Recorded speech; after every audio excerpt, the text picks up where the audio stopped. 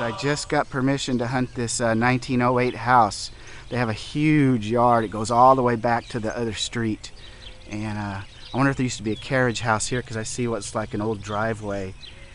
So anyway, alright diggers, been here about 20 minutes and I've gotten 3 or 4 modern coins. So I just finally got a Wheatie, and it's a 1919. Alright, on to the next.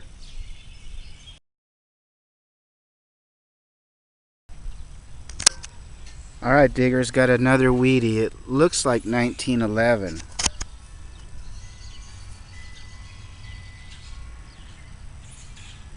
It's hard to say, the crud is kind of thick and the soil's real sticky. Alright, on to the next. Okay, been here hour and a half and just got a pretty strong dime signal, about 3 inches. It's a Rosie. So I'm on the board with some silver. On to the next.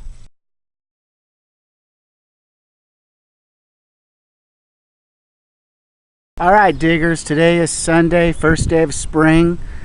It's in the mid 70s. We're supposed to hit 80 degrees today. We had a heck of a rain last night. The ground's really wet, so I thought I'd come out to this park that's been so good to me and rework a trashy area where I had worked a lot with the Ace 250 but not really with the E-Trac. So I decided to creep along an inch at a time, and I've been here maybe 5 minutes and I got a signal right here next to the sidewalk, and it was kind of like an iron sound, but it was like a 433, a 634, kind of in that range, but it wasn't repeatable and it had kind of a high pitch, so I went ahead and dug it, and it's an Indian head.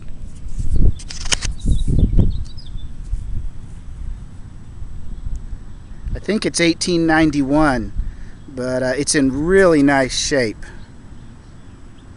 There's a lot of glare, so I can't really see in my camera if I'm focused or not. So I apologize if it's blurry. I can't hardly see. Alright, well that's good news. On to the next.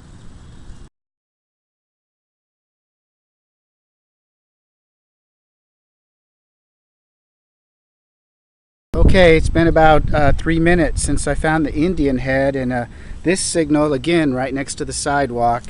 It was a Nolan for the iron, but then it had just a little bit of a scratchy high pitch, but it was sort of repeatable.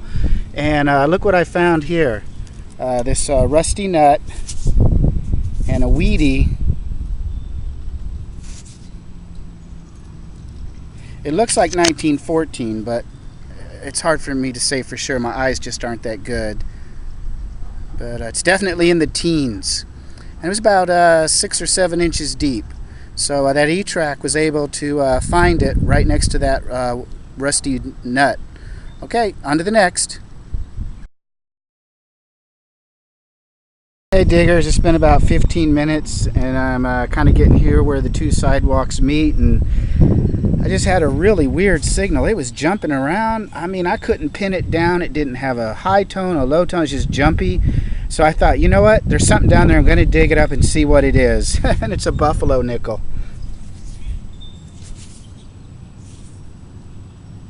Looks like 1934.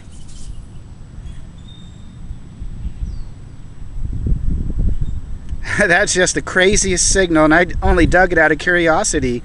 It was just jumping all over the place and the tones were everywhere, and I thought, well, I'm just going to see what it is. It's about 7 inches, so I knew it had to be something. Alright, well, this has turned out to be a really good hunt. On to the next.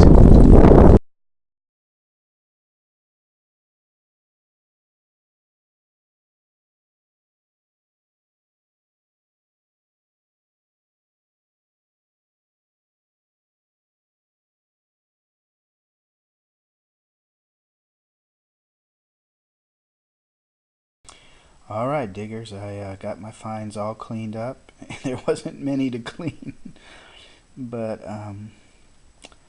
it's kind of like Il Digger says, it's not about quantity anymore in that park, it's about quality, and that E-Trac is really helping me find stuff that I just could not find with the Ace 250. And I've noticed in the 3 months that I've had the E-Trac that my older coins have just gone up exponentially. In the 2 years I had that ace, I only found 3 Indian heads, and since December I've found 9 Indian head pennies. And same thing with the old Barber dimes. It's just much older coins, just due to the depth that the E-Trac will go. So here's what I got today. I got the Indian head, which is in pretty good shape. Usually they're a little rotted around the edges, but that one came out nice. Got the 1918, 2 1919s at that old house. I was really disappointed with that old house. That house was built in 1908 and had that big yard, and of course I couldn't do the entire yard, but the part I did do, just very, very few coins. There's the 34D Buffalo. Now, you might remember me saying that that just was ringing up real funny, and I kind of dug it on a whim, and that's because this was 3 inches below the Buffalo nickel. It's a rusty tint stake, and it's quite old. It's actually looks almost hand forged. And then to the end of the day, I got the 47D, and it's actually in pretty good shape. It must have been dropped pretty early in its life. Well, I appreciate you watching my video, and I appreciate your comments and ratings, and I look forward to seeing your videos. Happy hunting!